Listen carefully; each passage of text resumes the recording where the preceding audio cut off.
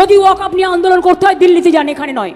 কিছুদিন আগে মুখ্যমন্ত্রী বলেছিলেন যে ওয়াকআপ নিয়ে আন্দোলন করতে হলে দিল্লিতে গিয়ে আন্দোলন করুন, কিন্তু আজকে আমরা কি দেখতে পেলাম যে বাঙালিদের উপরে যে হেনস্থা বা আক্রমণ নিয়ে মুখ্যমন্ত্রী নিজে কলকাতাতে আন্দোলন করছে। মাননীয় মুখ্যমন্ত্রী মমতা বন্দ্যোপাধ্যায় অভিষেক বন্দ্যোপাধ্যায়কে সঙ্গে নিয়ে এবং তৃণমূলের একাধিক নেতৃত্বকে সঙ্গে নিয়ে বিজেপি শাসিত রাজ্য মহারাষ্ট্র, উড়িষ্যা সহ বেশ কিছু জায়গায় যেভাবে বাঙালি পরিযায়ী শ্রমিকদের উপর অত্যাচার করা হচ্ছে, হেনস্থা করা হচ্ছে, বাংলায় কথা বললে তাদেরকে বাংলাদেশি তকমা দেওয়া হচ্ছে, এ বিষয় নিয়ে একেবারে কলকাতার রাজপথ কাঁপালেন আজকে তৃণমূল কংগ্রেসের নেতৃত্ব মমতা বন্দ্যোপাধ্যায়। তিনিও ছিলেন, তিনি কেন্দ্র সরকারকে, বিজেপি সরকারকে হুঁশিয়ারি দিয়েছেন যে এই অত্যাচার বন্ধ না হলে আরো বৃহত্তম আন্দোলন হবে।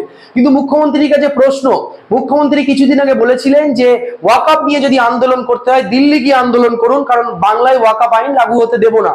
আমার মুখ্যমন্ত্রীর কাছে প্রশ্ন যে বাংলায় তো বাঙালিদের উপর কোনো অত্যাচার হচ্ছে না, তাহলে মাননীয় মুখ্যমন্ত্রী মমতা বন্দ্যোপাধ্যায় আপনি উড়িষ্যায় যে বাঙালিরা আক্রান্ত, মহারাষ্ট্রে আক্রান্ত, সেখানে আন্দোলন না করে বাংলায় কেন আন্দোলন করলেন?